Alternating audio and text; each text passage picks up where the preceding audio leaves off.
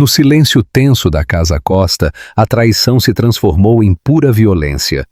A amante avançou como uma predadora com um sorriso cruel nos lábios. Ela agarrou com fúria o cabelo da esposa grávida e o puxou para trás com uma brutalidade assustadora. Isabela cambaleou, uma mão protegendo desesperadamente o seu ventre, o rosto marcado pela dor e pela humilhação. Você ainda acredita que esta é a sua casa? Bruna cuspiu as palavras com um desprezo venenoso. Lucas permaneceu paralisado, incapaz de intervir, cravando ainda mais a ferida no coração de sua mulher. E no momento exato em que a sala parecia afundar em desespero, a porta se abriu com um estrondo. Ali, com o olhar de aço de quem já viu a guerra de perto, surgiu Rodrigo, o irmão ex-fuzileiro, pronto para defendê-la com toda a força do sangue e da verdade. A tranquilidade de São Paulo no outono esconde rachaduras que logo virão à tona. A cidade respira uma calma aparente sob o brilho dos seus arranha-céus. Da Avenida Paulista chegam risadas de crianças e conversas de vizinhos que se cumprimentam pelo nome, como se cada banco guardasse uma história compartilhada. A essa hora em que o sol se põe e as sombras se alongam, Isabela Costa caminha devagar, com uma mão no ventre e a outra se protegendo do ar fresco. Ela observa os prédios, a rotatividade paciente dos garçons, o vai-vem de turistas que levantam o olhar para os grafites. Poderia parar para conversar com qualquer um, mas uma discreta camada de silêncio a acompanha. Ela sabe que é querida, mas também sabe que em casa há uma cadeira vazia que a cada noite pesa um pouco mais. Ela para em frente ao café da esquina. Lá dentro, o cheiro de café moído na hora e de pão na chapa preenche o ar. Um garçom mais velho, de gesto gentil, a reconhece e abre a porta com uma inclinação de cabeça. Boa tarde, senhora. Ela responde com um sorriso pequeno e se senta perto da janela, onde a luz aquece suas mãos. Pede um café com leite e um copo de água. Na bandeja de metal, algumas moedas tilintam em um pires, gorjetas da mesa anterior. O garçom deixa a xícara com cuidado, pergunta sobre a gravidez e Isabela responde que tudo vai bem, que o médico disse que o bebê está crescendo forte. Ela diz isso com orgulho e com um fio de preocupação que quase ninguém percebe. Lucas Fonseca chega atrasado, como de costume. Ele veste um terno escuro, a gravata bem amarrada e o celular ligado na palma da mão. Oferece a todos um cumprimento rápido e elegante. O tipo de cumprimento que parece próximo sem se comprometer. Ele se senta em frente a Isabela e deixa o celular sobre a mesa. Ela permanece em silêncio por um momento, esperando que ele tome a iniciativa, que pergunte sobre o bebê ou sobre o seu dia. Ele olha para a tela, desliza o dedo, apaga uma notificação e levanta o olhar com um sorriso cansado. Ele pede um expresso. O garçom o serve com precisão e se retira, deixando a bandeja de lado, caso sejam necessários pães de queijo. O tilintar das colheres e o murmúrio da sala são uma cortina de fundo na qual cada frase encontra seu lugar. Isabela quebra a espera com uma pergunta que contém muitas outras. Você vai ficar em casa hoje à noite? Lucas inspira fundo, como se cada resposta fosse uma operação delicada. Não sei, tenho reuniões até tarde. Ele diz isso sem dureza, mas também sem ternura. Ela assente. Eles falam sobre o trabalho, sobre um fornecedor que não cumpriu prazos, sobre a necessidade de viajar para o Rio de Janeiro em alguns dias para uma assinatura. Isabela escuta com atenção. Pergunta o essencial. Oferece um comentário prudente. A gravidez a torna mais atenta aos detalhes, mais sensível aos silêncios. Ele agradece com monossílabos. Levanta a xícara, Olha pela janela. Volta para o celular. No café, um casal de aposentados discute carinhosamente sobre a qualidade do pão na chapa. Ela evoca o café da esquina de sua juventude. Ele diz que aqui sempre souberam fazê-lo no ponto certo. O costume brasileiro de opinar sobre tudo sem ofender ninguém se mistura com a música suave que sai do fundo. Quando terminam, o garçom traz a conta em uma bandeja. Lucas deposita algumas notas. Isabela discretamente adiciona algumas moedas. Aquela gorjeta que reconhece o trabalho do garçom que não teve pressa, que perguntou sobre o bebê e olhou nos olhos. Eles se levantam. Ele olha para o relógio. Ela propõe passear um pouco pela avenida, respirar o ar da tarde. Ele responde que precisa fazer uma ligação. Eles se beijam na bochecha. Ela sai primeiro. Desce o degrau com cuidado. Sente o bebê se mover, como se a encorajasse a continuar, como se soubesse que o mundo que o espera não é feito apenas de certezas. A Avenida Paulista brilha com uma claridade que realça os prédios e faz pensar em fotos antigas. Há estudantes comentando sobre exames, senhoras compartilhando notícias de família, turistas tirando fotos perto da estátua de Carlos Drummond de Andrade. Isabela caminha sem pressa. Seus passos a levam para as laterais, onde a sombra refresca e o eco das vozes se suaviza. Ela passa em frente a uma vitrine e para olhar um casaquinho de tricô para recém-nascidos. Ela se imagina dobrando-o em uma gaveta perfumada. Ela se imagina pequenas mãos segurando seu dedo. A cidade, que parece ser feita de comprimentos e pátios compartilhados, de repente oferece a ela uma imagem que tira o fôlego. A 3 mesas de distância, do outro lado do grande calçadão, ela vê Lucas se sentar em uma mesa que não é a sua. Em frente a ele, uma mulher que ela já viu de longe levanta o queixo com um sorriso confiante.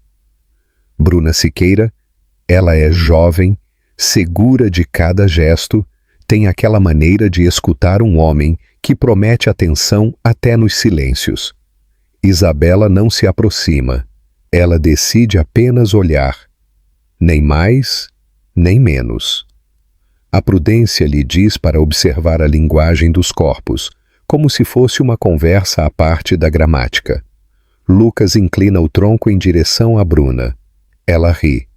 Ele segura a mão dela por um instante, quase um toque, mas o suficiente para que Isabela sinta que uma rachadura percorre sua calma, cuidadosamente construída. Ela diz a si mesma que pode ser uma reunião de trabalho. Ela diz a si mesma que na empresa há novas colaborações e que São Paulo é um lenço onde todos acabam se sentando com todos. Ela diz a si mesma que não é nada, que ele estará em casa naquela noite, que ele voltará em breve, que ele ligará assim que terminar. Todas as histórias que uma pessoa conta a si mesma vêm à sua mente com a velocidade de uma oração. A brisa traz o cheiro de um chocolate quente que um garçom serve a uma mesa com crianças. Alguns turistas perguntam se aqui se deixa gorjeta e um jovem paulistano lhes explica, sorrindo, que não é obrigatório, mas que é sempre apreciado. Os músicos de rua tocam um samba antigo no violão. Uma senhora mais velha comenta com sua amiga que as procissões da Páscoa já estão se aproximando e que este ano a cidade parece mais bonita. Isabela decide caminhar para não ficar presa naquela imagem. Ela atravessa a avenida devagar. Um grupo de estudantes se afasta para dar-lhe passagem. Alguém gentilmente lhe oferece uma cadeira quando a vê carregar o peso da barriga com um gesto cuidadoso. Ela agradece com um "obrigada" baixo e se senta por alguns minutos, como alguém que precisa colocar os pensamentos em ordem. Ela sabe que seu objetivo, embora não o nomeie, é voltar para casa inteira, não em pedaços. Ela sabe que deve cuidar da calma do bebê que carrega dentro de si. Ela sabe que terá que falar com Lucas com serenidade, embora no momento a serenidade pareça uma palavra emprestada. O sol começa a se infiltrar em novos ângulos e a luz da avenida se esfria. No café da esquina, um garçom recolhe xícaras com uma destreza que é quase música. Em outra mesa, o riso de Bruna soa mais alto que outros risos. Lucas, que com Isabela há tempos economiza palavras, agora as distribui como se fossem doces. Ninguém diria que esta é uma cidade grande, se não fosse pela maneira como tudo se sabe sem que ninguém conte. São Paulo, com seu ar de confidência compartilhada, parece guardar uma memória discreta entre as calçadas e os prédios. Isabela se levanta para ir embora. Ela ajusta o casaco, inspira fundo pelo nariz, expira devagar pela boca. Ela volta por onde veio, com a intenção de não olhar, mas vira a cabeça no momento em que Lucas se inclina e deixa em seu sorriso um calor que com ela quase nunca aparece. Não há gesto brusco, não há palavras grandes, apenas aquele sorriso que diz mais que um discurso e que, ao mesmo tempo, apaga muitas frases passadas. Isabela entende isso sem precisar de mais provas. O peso da evidência não está em um recibo ou em uma fotografia. Às vezes tudo cabe na curva de alguns lábios. Um menino se aproxima para perguntar se o bebê será menino ou menina. Ela responde que ainda não sabe, e o menino sai correndo com uma alegria simples que arranca de Isabela um reflexo de ternura. Ela promete a si mesma cuidar dessa ternura para que o mundo do filho não comece com uma ferida. Ela olha novamente para a avenida para se lembrar de que a vida continua, que a cidade segue seu ritmo, que as pessoas entram e saem dos cafés e que sempre se deixa alguma moeda sobre a bandeja por respeito ao trabalho bem feito. Ela ajeita a bolsa, passa uma mão novamente sobre o ventre e então, pela última vez, deixa o olhar ir em direção à mesa de Lucas. Ele a vê. Por um instante, seus olhos se cruzam. Não há gesto de desculpa. Há surpresa. Talvez um pequeno susto. Bruna não olha para Isabela. Ela olha apenas para Lucas, como se o resto do mundo estivesse fora de foco. Isabela fica imóvel, perguntando-se o que significa aquele olhar que ele nunca deu a ela. As sombras se alongam na casa Costa, e não são apenas as que as velhas lâmpadas projetam. Depois de ver Lucas com Bruna no café da esquina, a dúvida se instala no coração de Isabela e a acompanha de volta para casa. A grande casa, localizada perto de um dos grandes parques, se ergue silenciosa sob a penumbra da tarde. Do lado de fora, parece um lugar cheio de paz, com seus muros de pedra e seu jardim bem cuidado. Mas lá dentro reina uma sensação de vazio que Isabela percebe em cada canto. Ao abrir a porta, ela é recebida pelo cheiro familiar de um cozido brasileiro em fogo baixo. A cozinheira deixou o jantar pronto, que exala calor e lembrança de família. No entanto, na mesa se sentam apenas dois, e um deles carrega consigo um silêncio impenetrável. Isabela prepara os pratos com esmero. Coloca uma toalha de mesa xadrez vermelha e branca. Liga o rádio, onde toca um antigo samba. Ela busca nesses detalhes um consolo que lhe escapa. Lucas entra com passos rápidos, o celular na mão e a testa levemente franzida. Ele tira o paletó e o deixa sobre uma cadeira. Senta-se e observa a mesa sem demonstrar interesse. Isabela o olha, buscando algum rastro de ternura, alguma palavra de afeto. Mas ele apenas pergunta sobre o dia de trabalho na empresa e se serve um pouco de vinho. Ela responde com calma, descreve a visita ao médico, comenta que o bebê está crescendo saudável. Ela espera um gesto, uma carícia, um sorriso. Lucas assente sem levantar o olhar do prato, come um pedaço de omelete que ela preparou como acompanhamento e logo deixa os talheres. Não é fome que lhe falta, é a vontade de estar presente. O silêncio se torna mais pesado que as palavras. Isabela respira fundo, decide enfrentar a distância. Eu te sinto distante, Lucas. Ela diz com voz suave. Ele levanta o olhar por um instante e responde com uma frieza contida. São seus nervos por causa da gravidez, nada mais. Ela sente o golpe invisível dessas palavras, como se sua preocupação fosse apenas um capricho. Ela tenta insistir, mas o telefone vibra sobre a mesa. Lucas o pega imediatamente. Seu rosto se ilumina de uma forma diferente. Ele caminha em direção ao corredor enquanto murmura. Isabela escuta da porta entreaberta.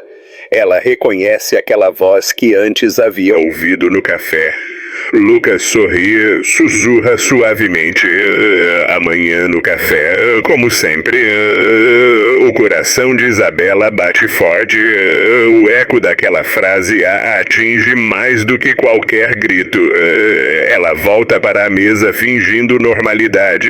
Guarda os pratos com movimentos mecânicos. O cheiro do cozido já não a conforta, mas se torna um lembrete da ausência de calor humano.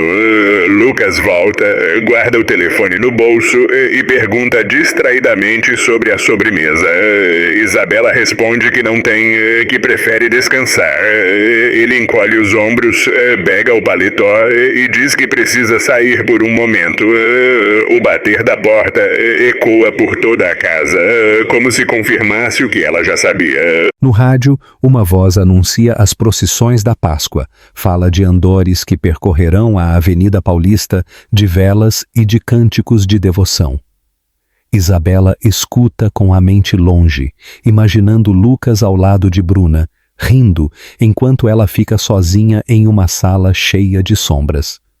Ela se levanta e sobe devagar a escada. A gravidez faz com que cada degrau pareça mais pesado, mas não é apenas o corpo que pesa, é a alma. Ela entra no quarto, onde a cama grande parece mais fria do que nunca. Senta-se em frente ao espelho, acaricia seu ventre e murmura palavras de encorajamento para o filho que cresce dentro. Você não está sozinho, ela sussurra. Nós não estamos sozinhos. Ela olha para a foto do casamento sobre a mesinha de cabeceira. Lembra-se de promessas feitas sob os sinos da catedral. Dói pensar que aquelas palavras perderam o valor. Uma lágrima escorre, mas ela a seca com decisão. Ela sabe que o bebê precisa de força, não de lamentos. A noite avança. Da janela, Isabela contempla as luzes de São Paulo. Ela escuta de longe os violões que tocam em uma praça próxima. Na rua, alguns vizinhos passeiam com calma, cumprimentando-se com um cordial boa noite. Ela deseja voltar a sentir aquela serenidade compartilhada, mas a traição que ela pressente a impede de dormir. Ela desce novamente para a cozinha, prepara uma infusão de camomila, senta-se à mesa vazia. As cadeiras parecem olhá-la, acusá-la de fraqueza. Então, ela se lembra das palavras de sua mãe, que costumava dizer que a família é a única rede que nunca se rompe completamente. Essa memória lhe dá um pouco de consolo. De madrugada, quando Lucas retorna, ele o faz sem fazer barulho. Deixa os sapatos na entrada, sobe sem acender as luzes. Isabela finge dormir, respirando de forma compassada. Ela o sente se deitar na cama. Ela o sente virar as costas. Não há palavras, não há perguntas nem respostas. Apenas um silêncio que pesa mais do que qualquer discussão. Ela mantém os olhos fechados, mas por dentro o pensamento arde. Ela pensa em seu filho, no futuro que ele merece, na vida que ela terá que sustentar, mesmo que Lucas não esteja ao seu lado. E ela repete para si mesma que não está tão sozinha quanto ele pensa, porque dentro de si bate uma força que ele não pode mais apagar. Isabela fecha os punhos sobre seu ventre, enquanto a voz interior lhe diz: eu não estou tão sozinha quanto ele pensa. Em São Paulo, nada passa despercebido nos cafés. As paredes de pedra guardam mais segredos do que um confessionário. Isabela, ferida pelas evasivas de Lucas, decide seguir seus passos com a prudência de quem não quer fazer barulho, mas precisa saber. O amanhecer é claro e ameno. A luz incide obliquamente sobre os pórticos, e o asfalto da Avenida Paulista brilha como se tivesse sido lavado com canções. O café da esquina abre suas portas com o aroma leal do café moído na hora. Os garçons, com coletes impecáveis, repassam xícaras e colheres, colocam açucareiros e deixam garrafas de água gelada. Um grupo de aposentados ocupa sua mesa habitual, onde todas as manhãs eles falam de futebol e política com aquela cortesia antiga que transforma o desacordo em anedota. Duas duplas de turistas entram com mapas e celulares, e um deles pergunta, quase em um sussurro, se aqui se deixa gorjeta. O garçom sorri e diz que não é obrigatório, mas que o gesto é sempre apreciado. São Paulo desperta com o ritmo de uma cidade que se conhece. Isabela chega com um vestido simples e um casaco claro, a bolsa a tiracolo e o cabelo preso em um coque baixo. A gravidez lhe confere uma serenidade particular em sua postura, como se cada passo fosse medido pela respiração do bebê. Ela pede um café com leite e uma torrada com tomate e azeite, e o garçom lhe traz também um copo de água, por precaução. Ela escolhe uma mesa discreta, nem muito no fundo, nem no centro, de onde a rua e o interior cabem no mesmo quadro. Ela abre um livro que não pretende ler e finge sublinhar uma linha com o olhar. Ela não quer provocar, não quer cenas, apenas precisa de certezas.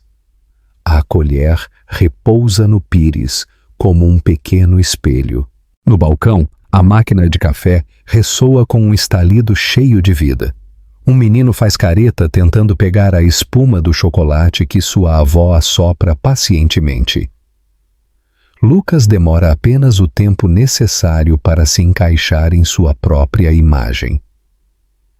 Ele entra com passos firmes, cumprimenta o gerente com familiaridade, pede um expresso e a sala parece ajustar seu volume para recebê-lo. Ele não está sozinho. Bruna o acompanha e ocupa seu lugar com uma segurança que não precisa de anúncios. Ela veste uma blusa de cor clara, uma calça elegante e um perfume discreto que deixa um rastro fugaz. Eles se sentam um de frente para o outro em uma mesa perto da janela, tão perto do sol da manhã quanto dos olhares. Lucas se inclina um pouco em direção a ela, e esse gesto simples, esse ângulo do tronco, é o suficiente para Isabela reconhecer em seu marido uma forma de atenção que com ela é mais rara. O café chega com uma espuma mínima, perfeita. Bruna ri com uma risada bem colocada, sem estridências, e pousa a ponta dos dedos sobre a borda da xícara. Ele segura a mão dela por um instante, quase uma sombra de contato, e, no entanto, é o suficiente para que o mundo de Isabela perca uma camada de ingenuidade. O garçom que atende Isabela, um homem de cabelos brancos e olhos joviais, percebe algo no ar, uma eletricidade leve. Ele lhe oferece um pouco mais de água, perguntando sem perguntar. Isabela agradece. Olha para a sua torrada intocada e pensa no bebê, no pequeno coração que bate em seu ritmo. Ela decide se apegar aos detalhes. Observa como o azeite se espalha sobre o pão em círculos lentos, como o tomate tinge de vermelho suave o miolo. Ela respira, levanta o olhar e então consegue ouvir uma parte da conversa da mesa vizinha. Bruna abaixa a voz, mas a proximidade torna algumas palavras nítidas. E sua esposa ainda pensa que você a ama? A pergunta cai na mesa como uma moeda que ninguém quer reivindicar. Lucas responde sem desviar o olhar dos olhos de Bruna. Ela não suspeita de nada. A frase, limpa e curta, desenha uma borda ao redor da ferida. Isabela engole em seco e fixa o olhar em seu livro aberto, que agora parece um objeto estranho, um refúgio insuficiente.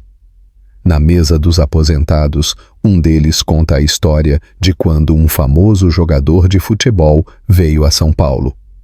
Seu amigo responde que a cidade já não é a mesma, que agora a juventude olha mais para as telas do que para as varandas, e, no entanto, os dois riem e brindam com as xícaras com um tilintar alegre. Os turistas pedem pães de queijo, deixam algumas moedas sobre a bandeja, tiram fotos dos edifícios. Um entregador entra com um pacote e um bom dia geral que soa como um hino cotidiano. Tudo acontece com uma naturalidade quase teatral, como se aquela manhã fosse mais uma apresentação da vida. Isabela tenta beber um gole de café. A xícara treme ligeiramente em sua mão. Ela não quer chorar. Não ali. Não na frente de estranhos. Não na frente da mulher que se sentou à luz como se lhe pertencesse. Ela repete para si mesma que deve manter a calma por seu filho. Ela olha para a rua e conta os passos de um grupo de estudantes guiados por uma professora que fala sobre a história da avenida. Ela conta os segundos entre o estalido da máquina de café e o vapor que sopra, como se o tempo pudesse ser ordenado em batidas mecânicas.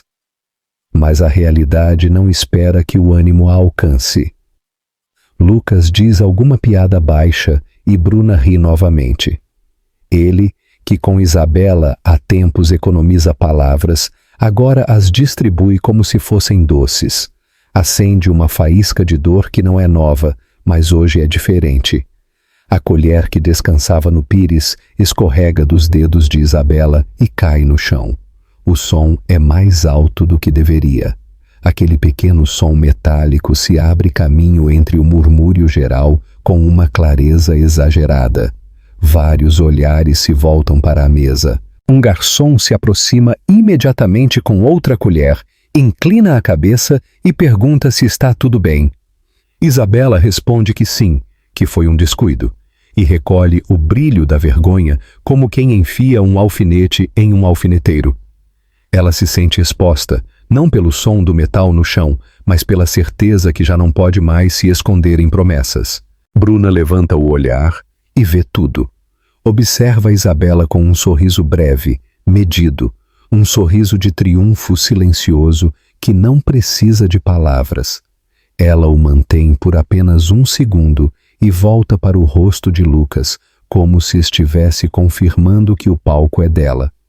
Esse gesto, mais do que qualquer frase, desenha no ar uma hierarquia, uma geografia íntima que deixa Isabela fora do mapa. Lucas, talvez ciente de uma leve agitação na sala, olha ao redor sem suspeitar do centro exato do tremor. Ele não vê Isabela, ou finge não vê-la. Bruna cruza a perna e diz com um desdém elegante que o café está perfeito, que neste café eles sabem fazer as coisas como antigamente.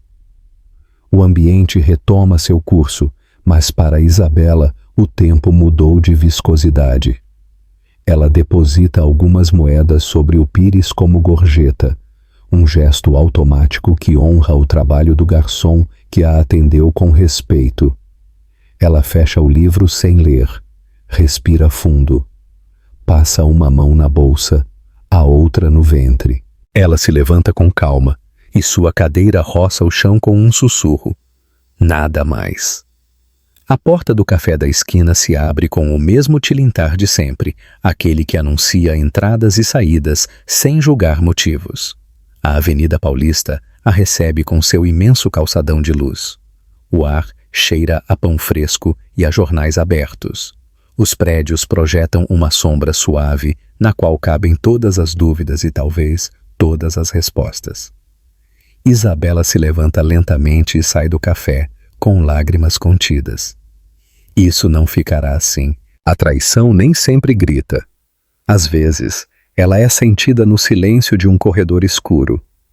Depois de ver Lucas com Bruna no café da esquina, Isabela voltou para a Casa Costa com o coração apertado, mas com uma dignidade férrea. A tarde estava nublada e o ar arrastava um presságio. Lá dentro, o salão de pedra e madeira guardava um silêncio estranho. Na cozinha, ainda restava o cheiro de um cozido brasileiro, e o rádio abandonado em uma prateleira tocava velhos sambas que falavam de amores partidos. Isabela respirou fundo, acariciou seu ventre e prometeu a si mesma proteger a vida que carregava dentro, mesmo que o mundo ao redor desmoronasse. Lucas chegou minutos depois, com passos rápidos, o celular na mão e um sorriso forçado que se desfez assim que ele viu a esposa. Isabela tentou iniciar uma conversa serena. Perguntou se ele ficaria em casa naquela noite. Ele respondeu com evasivas, falando de negócios e reuniões. Ela sentiu que cada palavra era um muro mais alto entre eles. Então, a campainha tocou.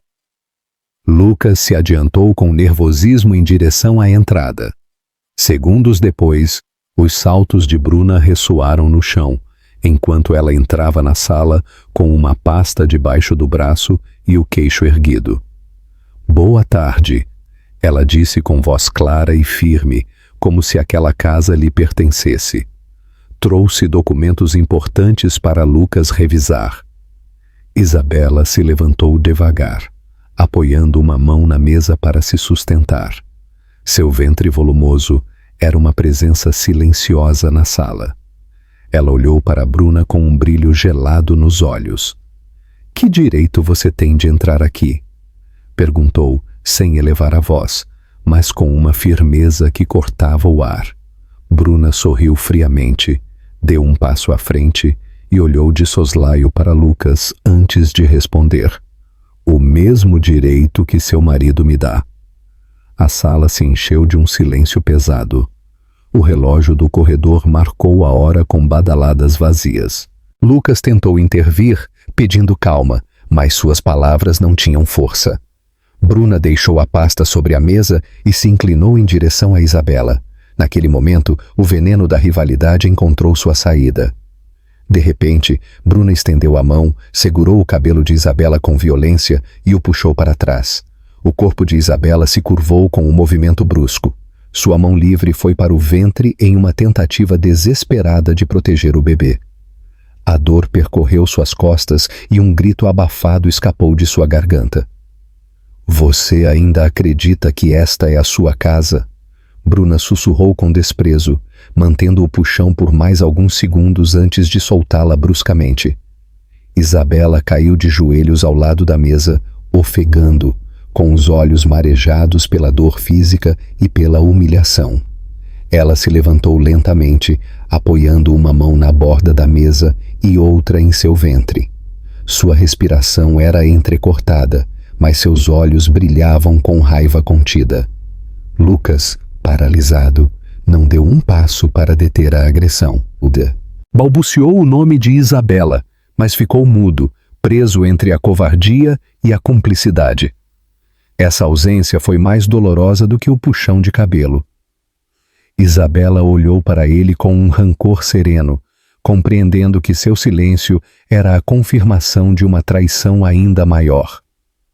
Bruna, erguida, ajeitou sua blusa como se nada tivesse acontecido e voltou a sorrir, desta vez com ar de triunfo.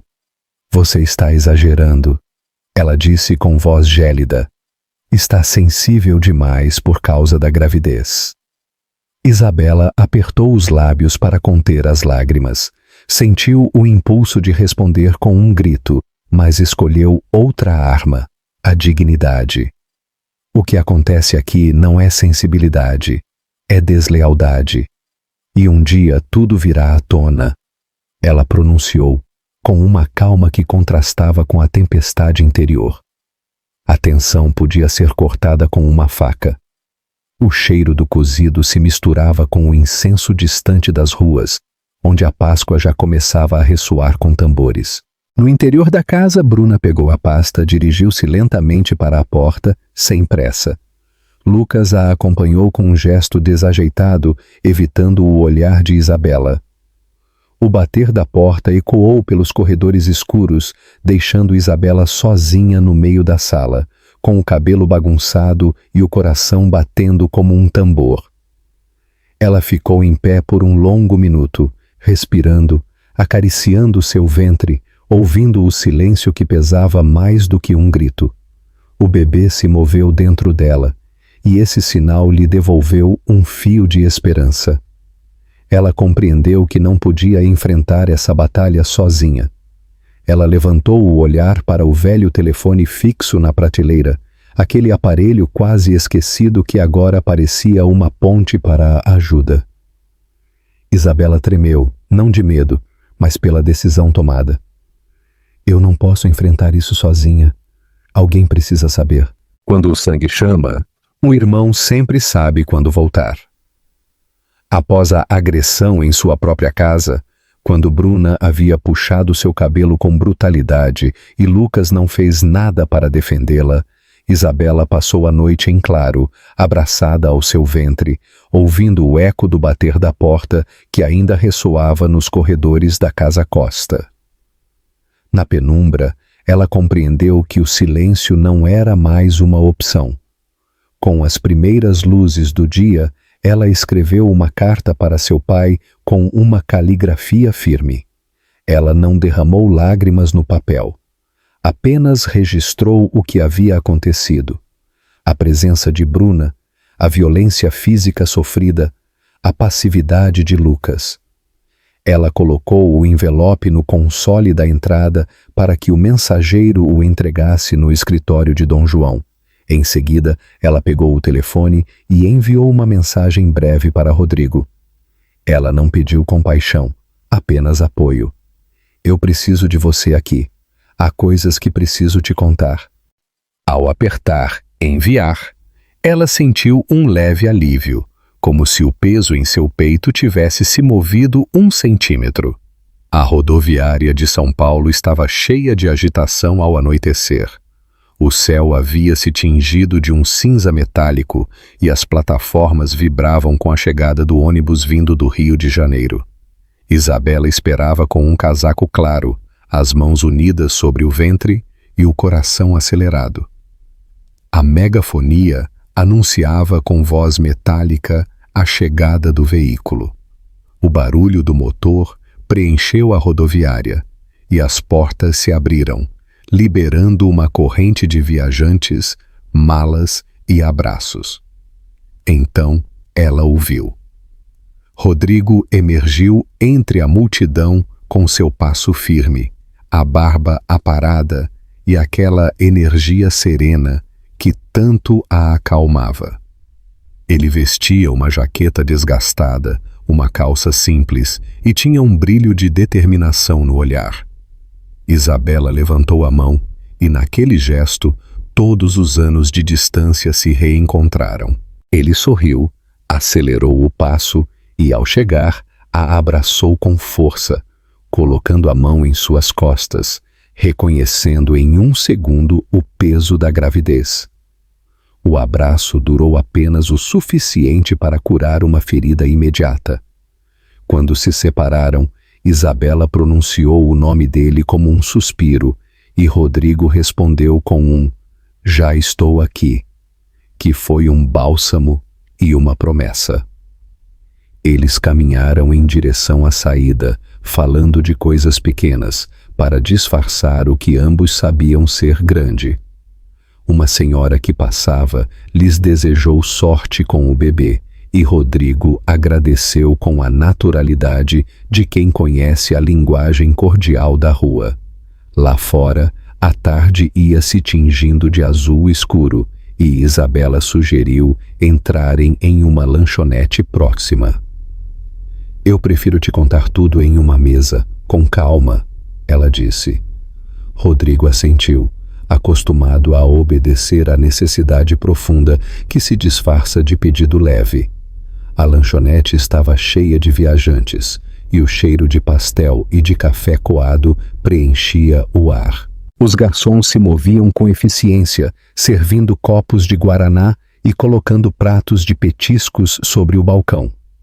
Um cliente deixou algumas moedas de gorjeta e o som metálico ressoou como um pequeno aplauso. Eles se sentaram perto da janela. Rodrigo pediu um copo de suco e uma garrafa grande de água para Isabela. O garçom prestativo trouxe também um prato com pastéis e bolinhos de queijo. Isabela tomou um gole de água, respirou fundo e começou a falar. Ela não o fez de uma vez, mas em sequências pausadas, como alguém que sabe que cada palavra abre uma ferida. Ela contou o que viu no café da esquina, a maneira como Lucas e Bruna compartilhavam risadas. Em seguida, ela descreveu a cena em casa, o momento em que Bruna puxou seu cabelo, a queda, a dor em seu ventre. E o pior, ela acrescentou, foi que Lucas não se moveu, não disse nada, não a defendeu. Rodrigo a escutou em silêncio, com os cotovelos sobre a mesa e os dedos entrelaçados. Seus olhos se fechavam de vez em quando, não por cansaço, mas para conter a raiva. Ele não a interrompeu, não perguntou detalhes, a deixou desabafar. Quando Isabela terminou, ela deixou o copo sobre a mesa com um gesto trêmulo. Eu tenho medo pelo meu filho, ela sussurrou. Rodrigo então segurou sua mão e a apertou com ternura. Você não está sozinha, Isabela. Se ele não sabe cuidar de você, eu sei. A frase foi firme, clara, sem drama, como uma promessa que não precisa de adornos. Isabela sentiu que o ar voltava aos seus pulmões. Pela primeira vez em semanas, ela permitiu que uma lágrima escorresse sem resistência. Eles então falaram sobre o que viria. Rodrigo propôs enfrentar Lucas, não com violência, mas com a calma de quem não precisa gritar para impor respeito. Ele se lembrou de seus anos de serviço na Marinha, onde aprendeu que a verdadeira força está na disciplina. Ele sugeriu preparar um encontro em um terreno neutro, sem a sombra de Bruna, para que Lucas respondesse com clareza. Isabela assentiu, grata por ter um plano que não dependia apenas de sua coragem. Enquanto isso, ela pediu que ele cuidasse dela e do bebê, porque o que ela mais temia era que a raiva a enfraquecesse no momento menos esperado. Rodrigo sorriu com ternura e respondeu que foi para isso que ele voltou, para estar presente. A lanchonete continuava com sua vida normal. 2 homens discutiam sobre o último jogo de futebol. Um grupo de turistas perguntava sobre comidas típicas e o garçom servia pratos de coxinhas com orgulho. Isabela provou um bolinho de queijo e seu corpo agradeceu. O bebê se moveu novamente e ela pousou a mão sobre o ventre com um gesto instintivo. Rodrigo percebeu e seu olhar se encheu de emoção contida. Ele será forte, como a mãe, ele disse. Isabela sorriu, e naquele sorriso acendeu-se um pouco de esperança. Quando terminaram, Rodrigo pediu a conta e deixou moedas sobre a bandeja com um gesto de gratidão. Eles caminharam pelas ruas em direção à casa. O ar frio os envolvia, mas não os incomodava. São Paulo estava cheia de luzes da Páscoa e o murmúrio dos andores ressoava nas vielas. Rodrigo falou do rio, da força do mar, de como a ondulação te ensina que nada é vencido na primeira tentativa. Isabela o ouviu como quem ouve uma parábola. Ao chegarem à porta da Casa Costa, eles se abraçaram novamente. Amanhã mesmo eu vou falar com ele, Rodrigo prometeu, não como cunhado, mas como homem que exige respeito. Enquanto isso, em seu escritório, Dom João abria o envelope com um gesto sério. Lá dentro, ele encontrou as fotografias e os recibos que confirmavam as suspeitas. Ele viu Lucas e Bruna em um hotel, sorrindo como se nada estivesse errado. Suas mãos tremeram levemente, mas seu rosto permaneceu impassível. A testa franzida anunciava uma tempestade. São Paulo logo saberia a verdade, e ele, como pai, estava disposto a ser quem a revelasse, se necessário. Naquela noite, Isabela se deitou com um cansaço diferente.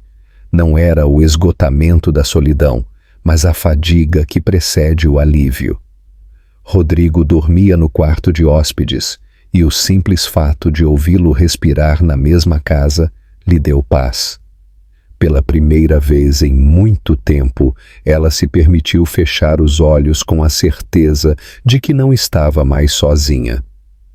Lá fora, os sinos marcaram a meia-noite. Na cidade, a Páscoa seguia seu curso, e no coração de Isabela, finalmente, batia a esperança de que o amanhecer traria companhia e verdade. As ruas de São Paulo pareciam guardar um segredo pesado, como se as próprias pedras soubessem o que havia ocorrido na Casa Costa. Isabela, depois de se reencontrar com seu irmão Rodrigo, havia encontrado a coragem de contar a verdade. O eco do puxão de cabelo, da queda contra a mesa e da dor em seu ventre ainda vibrava em sua memória. Rodrigo, com a calma firme de um homem que conhece a disciplina, decidiu que havia chegado o momento de enfrentar Lucas, não com violência, mas com clareza. Dom João, por sua vez, havia recebido a carta e o envelope com as provas fotográficas, e em seu escritório a lâmpada iluminava sua expressão grave. Era o rosto de um pai que, ferido pela traição, começava a preparar um desfecho inevitável. A manhã amanheceu límpida, com um céu azul que parecia enganoso. No moderno edifício do Grupo Costa, os funcionários entravam com pressa, cumprimentavam o porteiro e subiam pelos elevadores brilhantes. Na recepção, um aroma de café e de papel recém-impresso pairava no ar. Lucas chegou impecável, com terno escuro e gravata ajustada, cumprimentando com o sorriso treinado de quem quer parecer confiante. Ninguém imaginava que seu mundo estava prestes a ruir. Ele subiu para o escritório de Dom João, com a desculpa de revisar balanços e projeções. A secretária anunciou sua chegada e colocou 2 xícaras de café sobre a mesa, como se fosse uma manhã qualquer. Mas dentro da jaqueta do patriarca ainda estava aquele recibo de hotel com 2 cafés da manhã, em nome de Bruna Siqueira, que não deixava margem para dúvidas. Dom João lhe pediu para se sentar e revisarem juntos os números. Durante alguns minutos, eles falaram sobre fornecedores, contratos e viagens para o Rio de Janeiro. E Lucas respondia com desenvoltura, gesticulando com agilidade. No entanto, o suor em sua testa e o leve tremor em sua voz o traíam. O escritório, com suas paredes de vidro que permitiam a entrada da luz fria, parecia desnudá-lo pouco a pouco. Dom João fechou a pasta e o convidou a caminhar pelo corredor. Ele tinha esse hábito de discutir assuntos importantes enquanto observavam os quadros e as janelas. Lucas aceitou. Eles caminharam lentamente, passando por uma fotografia antiga da inauguração da empresa. Então, sem levantar a voz, Dom João pronunciou uma frase que pesou como um martelo. Uma família é medida pela lealdade, não pelos números. Lucas sentiu um sobressalto seco nas têmporas. Ele tentou responder com evasivas. Falou sobre sacrifícios, a pressão dos negócios, que tudo era temporário. Mas Dom João não olhava para seus olhos. Ele olhava para os quadros, o relógio de parede, as janelas. Seu silêncio era pior do que um grito. Eles voltaram para o escritório. A secretária entregou um novo bloco de comprovantes de despesas. Entre faturas de gasolina e jantares de empresa, apareceu outro documento estranho, uma cobrança em um hotel em Campinas, com a assinatura de Bruna. Dom João pegou-o e o guardou no bolso com calma. Ele não disse nada, apenas pediu outro café. Lucas tentou manter a compostura, mas sentia que o chão se abria sob seus pés. Enquanto isso, Rodrigo se reunia em uma lanchonete discreta perto de uma delegacia. Ele havia marcado de se encontrar com um antigo colega de serviço, um homem de cabelos grisalhos e olhar franco. Sobre a mesa havia 2 cafés e uma garrafa de água. Rodrigo explicou que precisava de confirmações, não de rumores. Ele perguntou se nos registros de hotéis da cidade ou nos comentários da rua o nome de Bruna aparecia ao lado do de Lucas. Seu amigo ouviu em silêncio e respondeu com prudência. Ele não podia dar detalhes oficiais, mas podia dizer que São Paulo era pequena, que todos haviam visto aquele casal em mais de um lugar e que a descrição não existia mais para eles. Rodrigo agradeceu, pagou a conta e deixou algumas moedas de gorjeta. Ele saiu do local com o coração mais decidido do que nunca. No escritório, Lucas tentava se defender. Apontava números, prometia contratos, mostrava gráficos de crescimento. Mas Dom João mal o ouvia. Sua mente estava em Isabela, no neto que estava a caminho, no cabelo de sua filha sendo puxado por mãos de estranhos. Ele imaginava a humilhação e sentia uma pontada no peito. Ele fechou a pasta e apoiou as mãos sobre a mesa. O respeito não é negociável, Lucas, ele disse com voz baixa. Lucas se calou.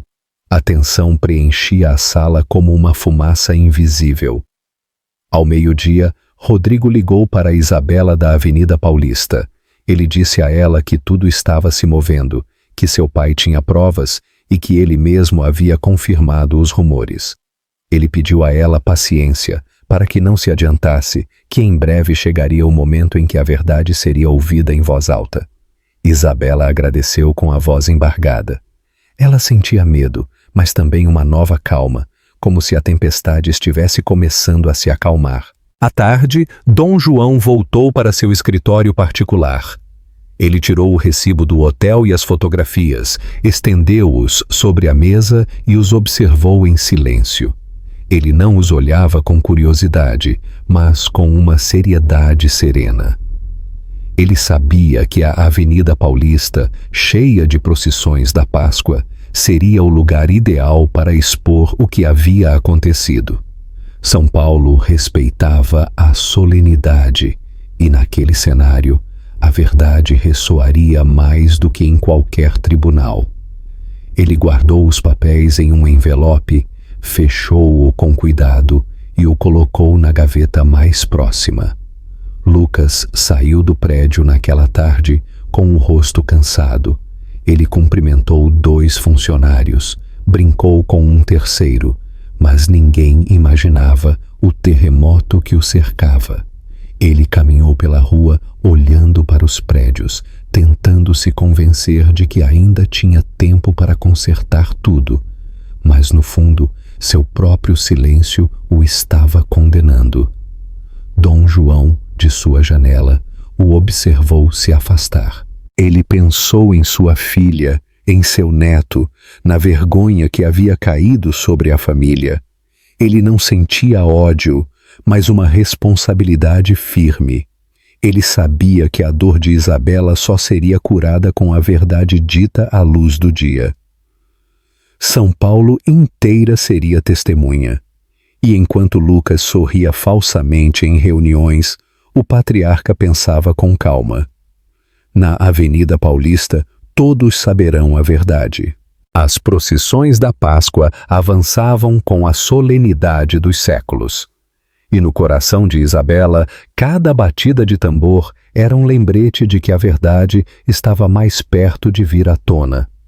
A cidade havia se enfeitado com varandas cobertas de mantos. As ruas cheiravam a incenso e cera, e o murmúrio dos fiéis preenchia cada canto. São Paulo não era apenas um cenário religioso. Era também um espelho da vida familiar, com suas luzes e sombras.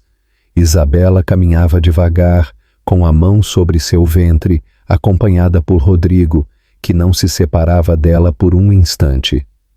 Seu irmão a sustentava com a firmeza de um muro humano, atento a cada passo, ciente de que naquela avenida lotada ele poderia se encontrar cara a cara com aqueles que haviam manchado seu lar.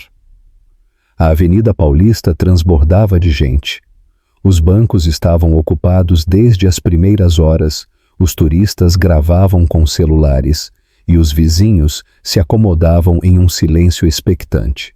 Os carregadores de Andor apareceram por uma das entradas, carregando a imagem principal sobre seus ombros, e o silêncio se tornou ainda mais profundo. Naquele cenário de devoção, a dor pessoal de Isabela parecia ainda mais cruel. Cada vela acesa lhe lembrava a noite em que Bruna a havia agredido, puxando seu cabelo com desprezo, enquanto Lucas se calava. Aquela humilhação ainda vibrava em suas têmporas. No entanto, a força que emanava da multidão, das orações e dos cânticos de devoção que brotavam das varandas, lhe dava coragem para não desmoronar. Rodrigo olhou de soslaio para ela e sussurrou: "Você não está sozinha. Olhe ao seu redor. Toda esta cidade é testemunha e em breve também será juiz." Isabela respirou fundo e se agarrou àquelas palavras como a um talismã. O eco dos tambores se infiltrava em seus ossos, e cada batida lhe lembrava que a verdade avança assim como o andor da procissão, lenta, mas impossível de ser detida. Dom João chegou pouco depois. Sua figura imponente, com casaco escuro e bengala, impunha respeito entre os presentes. Ele cumprimentou com um leve gesto aqueles que o reconheceram e se colocou perto de seus filhos. Seu olhar severo percorria a avenida, até parar em um ponto específico. Lucas e Bruna acabavam de aparecer. Eles chegaram juntos, como se nada tivesse acontecido. Lucas com seu terno escuro, com o rosto tenso, mas fingindo uma postura. Bruna com um lenço claro sobre os ombros e um sorriso irônico que causava calafrios. Eles procuraram um lugar visível, sabendo que os olhares se fixavam neles. Bruna, desafiadora, não tirou os olhos de Isabela. Ela se inclinou em direção a ela quando passou por perto e sussurrou com voz venenosa: "Você ainda acredita que esta é a sua casa? Ele me escolheu."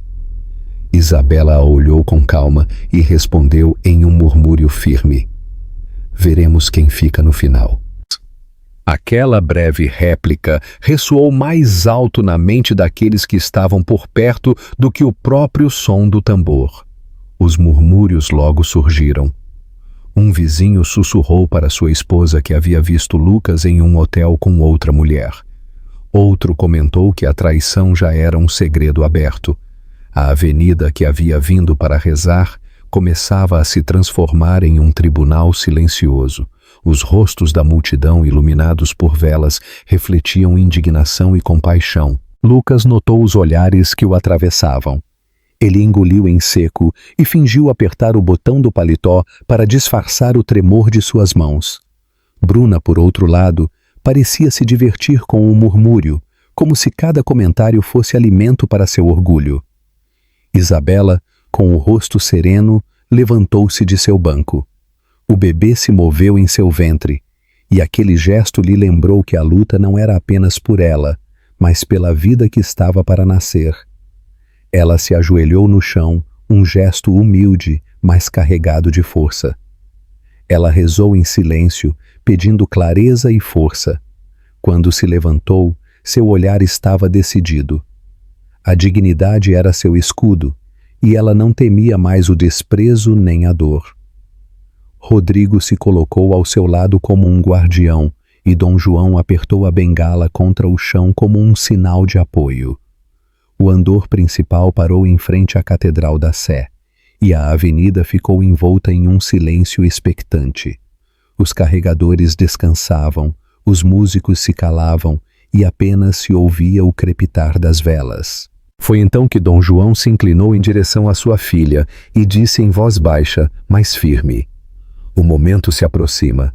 Esta cidade ouvirá a verdade de sua boca e da minha." Isabela assentiu, com lágrimas contidas. Ela sabia que a revelação não demoraria. Naquele instante, Bruna se aproximou novamente, ignorando os olhares da multidão. Com voz quase inaudível, carregada de desprezo, ela soltou: "Em breve todos saberão que você não significa nada. Foi demais." Isabela deu um passo à frente, sem gritar, sem perder a compostura, e disse o suficiente para que vários a ouvissem: "Eu sou mãe, sou filha e sou esposa. Você é apenas uma sombra que se desvanecerá." A frase, pronunciada com serenidade, percorreu a avenida como um eco contido. Bruna empalideceu e pela primeira vez baixou o olhar. A multidão percebeu a mudança. As conversas aumentaram. As cabeças se viraram para Lucas e Bruna. Alguns turistas perguntavam o que estava acontecendo e os vizinhos se encarregavam de narrar a história que já era uma lenda urbana. O marido infiel, a amante descarada, a esposa digna que resistia. São Paulo, pequena e grande ao mesmo tempo, havia tomado partido. Os tambores retomaram seu som grave e o andor voltou a avançar. Mas o verdadeiro ritmo era ditado pelos olhares e pelos murmúrios das pessoas. Isabela se sentou novamente, respirando com dificuldade, mas com a alma mais firme do que nunca. Rodrigo segurou sua mão e lhe disse: "Quase lá." Dom João, ao seu lado, apertou os lábios e olhou para o céu estrelado. Em sua jaqueta, ele ainda guardava o envelope com as provas, pronto para mostrá-lo no momento certo. Naquela noite, entre velas e cânticos de devoção, a Avenida Paulista se tornou o prelúdio de uma revelação. A dignidade de Isabela brilhava mais do que a cera, e a arrogância de Bruna começava a se desintegrar. São Paulo inteira aguardava o desfecho, ciente de que a procissão da verdade logo seria mais forte do que qualquer tambor. Não há mentira que resista quando a cidade inteira aguarda um desfecho. Depois da procissão em que Isabela sustentou o olhar de Bruna e respondeu com dignidade, São Paulo amanheceu com uma tensão diferente. As varandas ainda estavam adornadas com mantos. As ruas ainda cheiravam a incenso. E as pessoas comentavam em cafés e mercados o que haviam visto na Avenida Paulista. Os rumores corriam como água pelas calçadas. Todos sabiam que algo importante estava prestes a explodir. Na Casa Costa, Isabela acordou com o corpo cansado, mas a alma firme. Ela havia decidido que não se esconderia mais. Ela vestiu um vestido simples, prendeu o cabelo e, ao se olhar no espelho, acariciou seu ventre. "Oh, meu filho, a verdade vai se manifestar", ela murmurou em voz baixa. A Avenida Paulista começou a se encher cedo. Bancos e calçadões acolheram vizinhos, turistas e curiosos. Os cafés serviam chocolate com pão de queijo e café com leite, e os garçons se moviam rapidamente, sempre deixando algumas moedas de troco sobre as bandejas, esperando a gorjeta que caía como um gesto natural. O murmúrio da multidão tinha um tom diferente, uma mistura de devoção pela Páscoa e de expectativa pelo que todos pressentiam. Rodrigo acompanhou Isabela até um banco perto da Catedral da Sé. Ele caminhava ao lado dela com a firmeza de um guardião, atento a cada movimento. Dom João chegou pouco depois. Sua figura impunha respeito entre os presentes. Ele vestia um casaco escuro, apoiado em sua bengala, e sua expressão era séria. Ele cumprimentou com um gesto breve e se colocou ao lado dela. O andor principal apareceu por um dos arcos. Os carregadores avançavam lentamente, suando sob o peso da imagem. Os tambores retumbavam e um cântico de devoção surgiu de uma varanda próxima, rasgando o ar com emoção. A multidão se ajoelhou em silêncio. Foi então que Lucas e Bruna fizeram sua entrada. Eles caminhavam com arrogância, desafiando os olhares. Lucas com o rosto tenso, mas fingindo uma postura. Bruna com um lenço claro sobre os ombros e um sorriso que beirava a zombaria. Eles se colocaram em um lugar visível, cientes de que todos os observavam. Isabela, serena, manteve a calma. Ela não se escondeu, nem baixou o olhar. Sua dignidade era seu escudo. Rodrigo apertou sua mão com força, e Dom João a olhou com ternura, como a encorajando a resistir. Bruna não demorou a se aproximar. Com um tom quase inaudível, mas carregado de veneno, ela sussurrou: "Você realmente acha que ainda tem um lugar? Ele me escolheu." Isabela, com a voz firme, respondeu: "O respeito não se rouba, se conquista, e você nunca o terá." A frase ressoou entre aqueles que estavam por perto e provocou um murmúrio imediato. Alguns vizinhos começaram a cochichar, apontando para Bruna. São Paulo é pequena demais para grandes segredos. Dom João, observando a atenção, decidiu que havia chegado o momento. Ele se levantou devagar, tirou o envelope com as provas da sua jaqueta e o segurou no alto. O murmúrio da multidão se transformou em silêncio absoluto. Até os tambores se calaram e as velas pareciam se inclinar para iluminar a cena. Com voz grave e pausada, o patriarca disse: "É hora de todos conhecerem a verdade." Ele abriu o envelope e mostrou fotografias e recibos. As imagens falavam por si só. Lucas e Bruna em hotéis, em restaurantes, compartilhando risos e olhares que não precisavam de explicação. Os recibos confirmavam datas e lugares. Não eram rumores. Era a prova escrita do engano. A multidão reagiu com um murmúrio coletivo que cresceu como uma onda.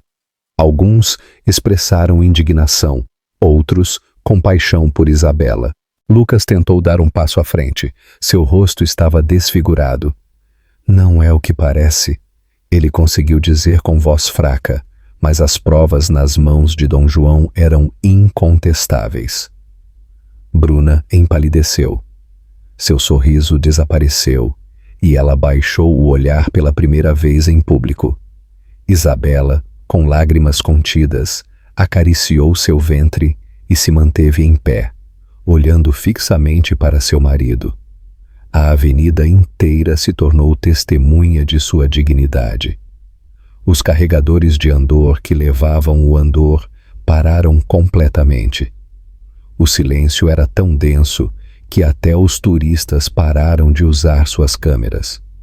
Lucas, nervoso, tentou se justificar. Balbuciou desculpas, falou de trabalho, de mal-entendidos. Ninguém acreditou nele. Os murmúrios da multidão o sufocavam. Rodrigo deu um passo à frente, não com violência, mas com firmeza. Ele colocou uma mão no ombro de sua irmã e a outra apontando para Lucas. "O que você fez não se resolve com palavras vazias." A multidão assentiu com um murmúrio de aprovação.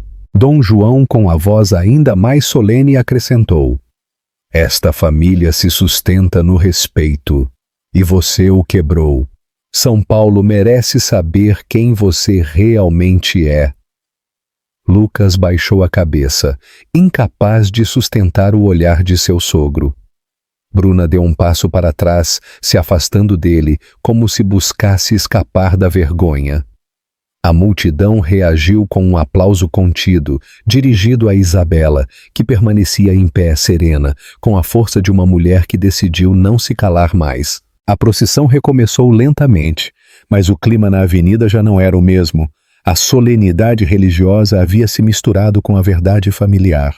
São Paulo inteira havia sido testemunha da queda das máscaras. Isabela fechou os olhos por um instante, deixou que uma lágrima escorresse e respirou com alívio. Rodrigo a amparou. Dom João a abraçou com ternura, e juntos eles se sentaram novamente no banco. O bebê se moveu dentro de seu ventre, como lhe lembrando que o futuro continuava. Naquela noite, a Avenida Paulista não foi apenas o cenário da Páscoa, foi também o lugar onde uma mentira desmoronou e a dignidade de uma mulher se ergueu. Isabela compreendeu que nada voltaria a ser como antes, mas também que ela não estava sozinha. A cidade inteira havia escutado, havia visto e havia tomado partido. E em seu interior, enquanto as velas continuavam a arder e os cânticos retornavam, ela soube que o caminho para a verdade acabava de começar. A Avenida Paulista de São Paulo havia recuperado o silêncio solene da procissão, mas já nada era igual. O envelope aberto nas mãos de Dom João, as fotografias e os recibos expostos sob a luz das velas haviam quebrado a fachada de respeitabilidade que Lucas havia tentado manter. A multidão, aglomerada entre varandas e calçadões ocupados, se havia tornado um tribunal silencioso. Ninguém gritava, mas o murmúrio coletivo era um julgamento mais forte do que qualquer sentença. Isabela, com a coluna reta e a mão sobre seu ventre, permanecia em pé. Ela havia chorado em silêncio, mas não havia desmoronado.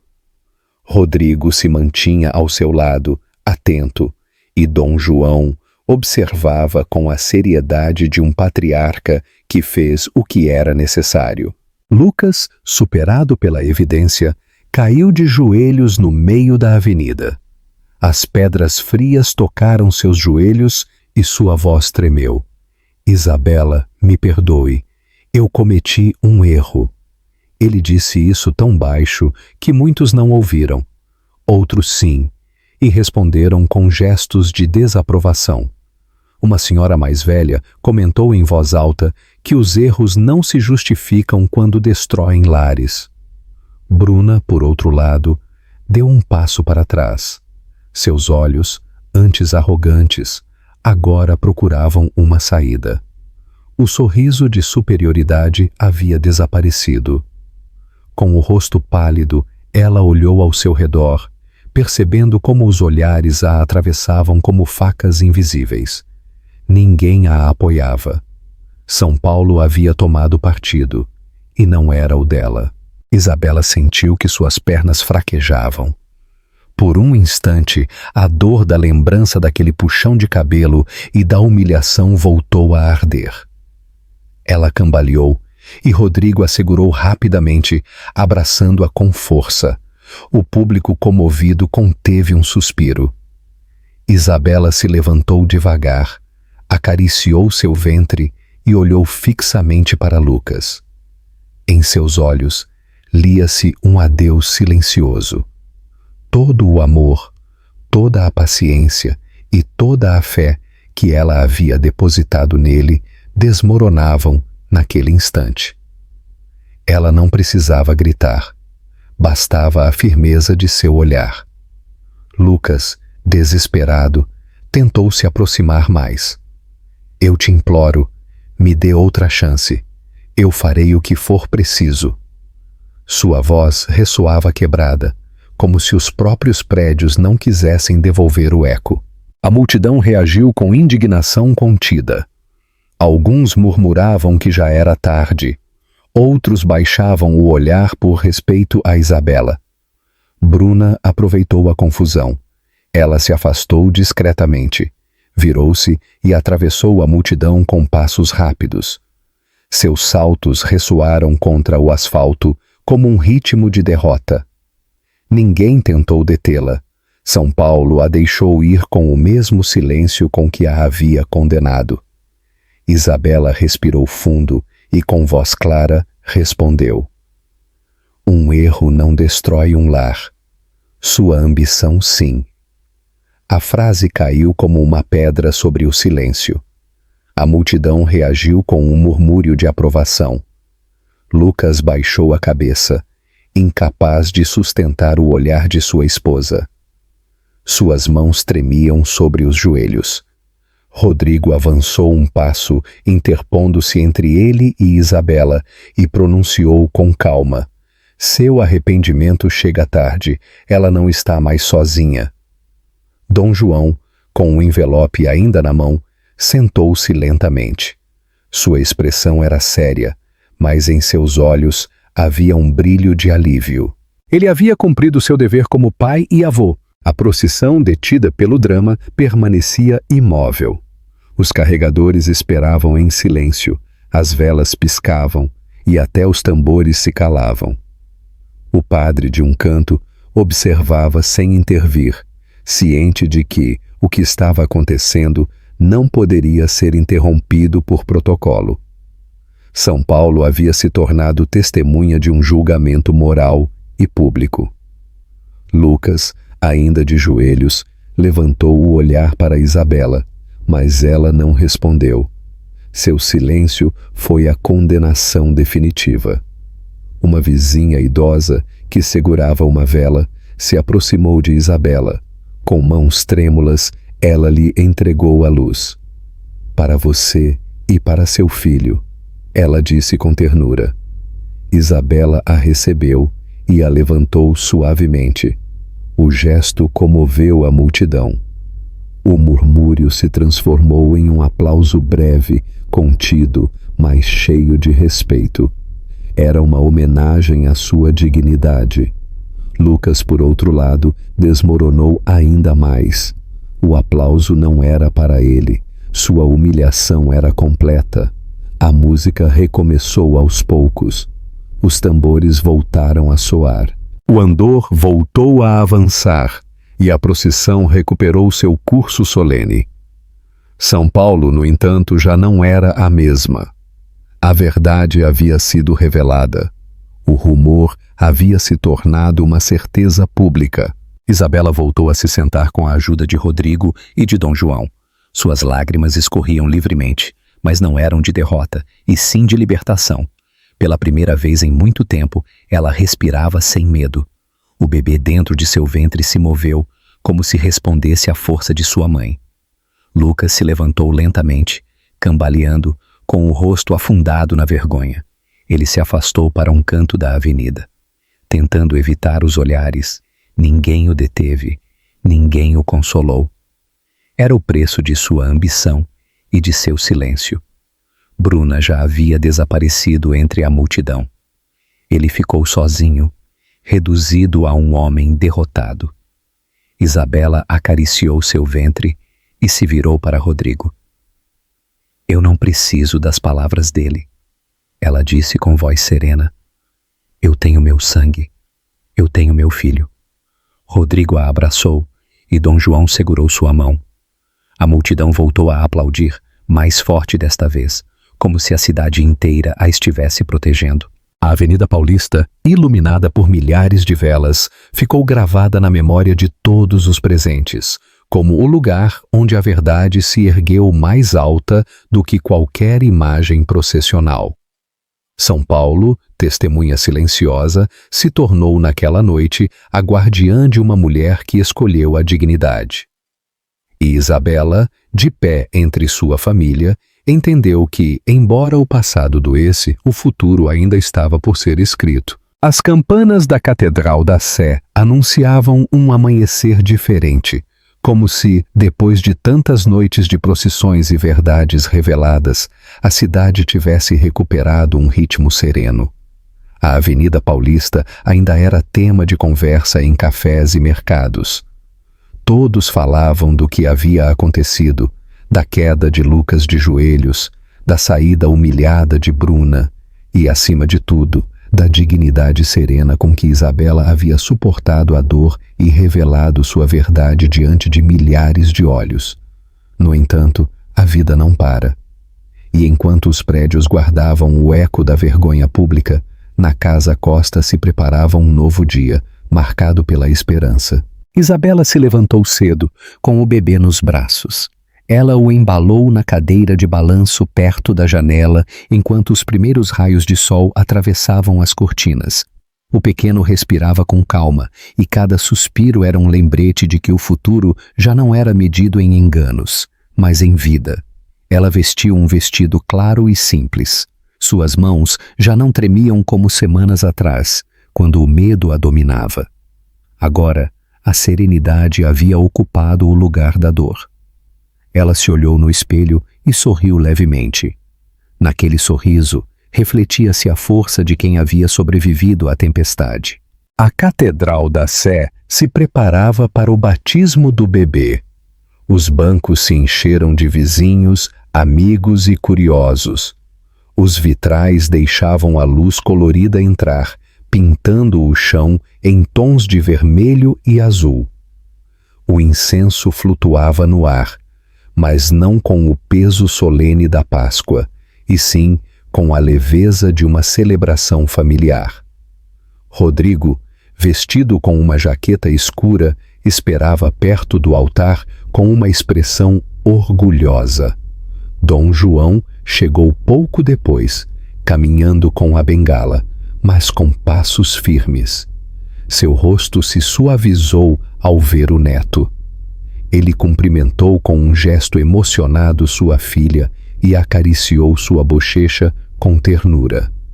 Os murmúrios da catedral se acalmaram quando o padre apareceu com a túnica branca.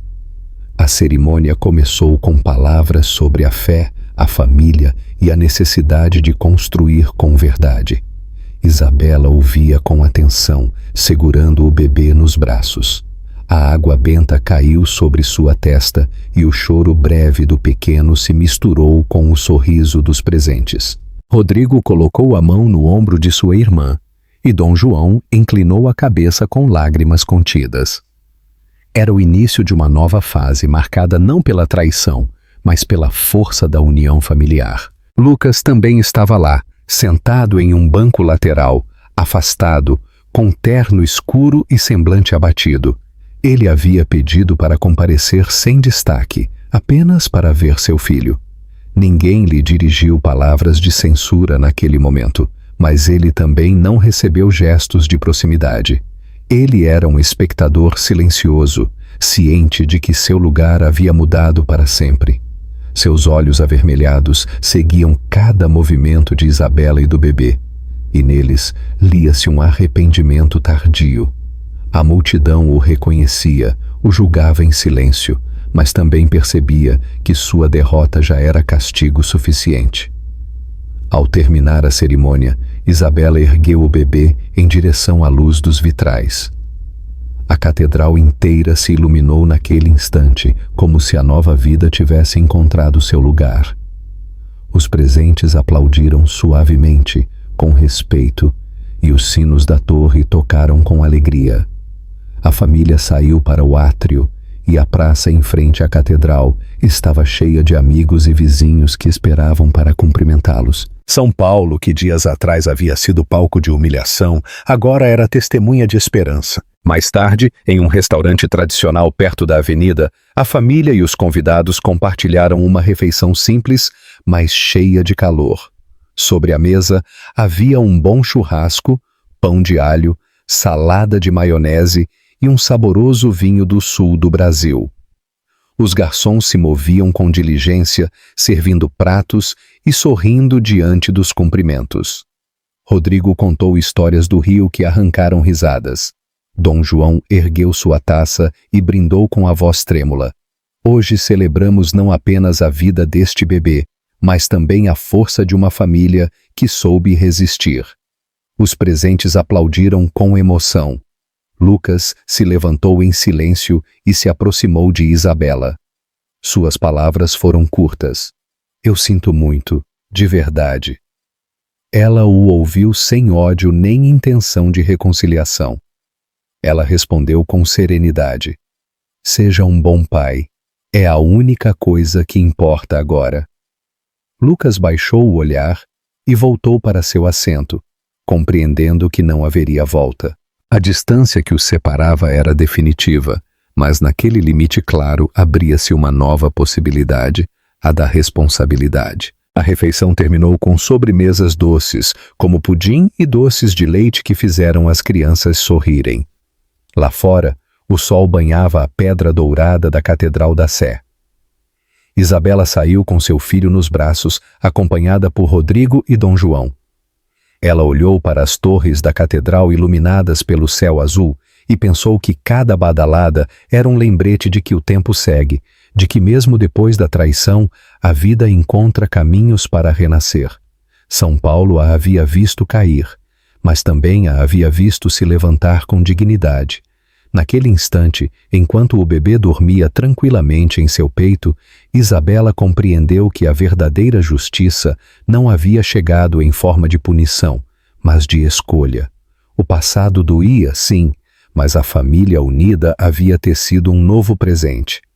Ela caminhou pela avenida com passos firmes, rodeada por sua gente, com a certeza de que a verdade, embora tardia, sempre ilumina. E enquanto os sinos continuavam a tocar, São Paulo inteira parecia sussurrar que o amor e a dignidade, quando sustentados com firmeza, são a única herança que permanece. No murmúrio tranquilo de uma manhã paulistana, os sinos da Catedral da Sé ressoavam como um eco distante de tudo o que foi vivido. A catedral continuava de pé, banhada pela luz dourada, e em seus vitrais refletiam-se memórias de lágrimas e sorrisos. Aqueles que estiveram presentes na Avenida Paulista ainda guardavam a imagem de uma mulher serena, erguida diante da dor, segurando seu filho como uma promessa de futuro. A memória não era apenas de um escândalo ou de uma humilhação, mas da transformação de uma família que, apesar de suas feridas, encontrou uma maneira de se reconhecer e se levantar com dignidade. No olhar dos vizinhos e nos cafés da cidade, o que permanecia era a certeza de que a verdade, embora demore a chegar, sempre acaba por iluminar os cantos escuros. A lição que esta história deixa é clara e profunda. Não há traição tão amarga que possa sufocar o poder do sangue, nem mentira tão pesada que não possa ser vencida com a união daqueles que se amam. Isabela descobriu que a força nasce do afeto verdadeiro e da decisão de proteger o que é essencial. Lucas compreendeu tarde demais que a ambição sem respeito não constrói nada duradouro. E Dom João e Rodrigo mostraram que o amor paterno e fraterno são pilares que sustentam mesmo quando todo o resto desmorona. Assim como uma vela acesa em uma noite de procissão pode iluminar milhares de rostos na escuridão, também um gesto de lealdade e de cuidado pode iluminar a vida inteira de uma família. Talvez ao ouvir este relato, você se lembre de seus próprios momentos, instantes em que uma palavra sincera ou um abraço oferecido a tempo salvaram mais do que parecia.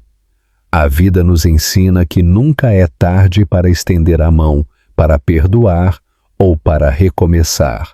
Reserve um momento para olhar ao seu redor e valorizar esses gestos silenciosos que fazem de cada dia um refúgio.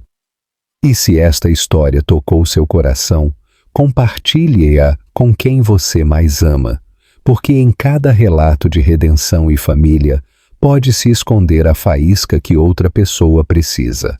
Como as campanas que marcam o amanhecer sobre São Paulo, o eco do amor verdadeiro sempre permanece, nos lembrando que a esperança, quando alimentada pela verdade, nunca para de soar. Você acredita que a dignidade de Isabela foi a arma mais poderosa dela? Deixe sua resposta nos comentários.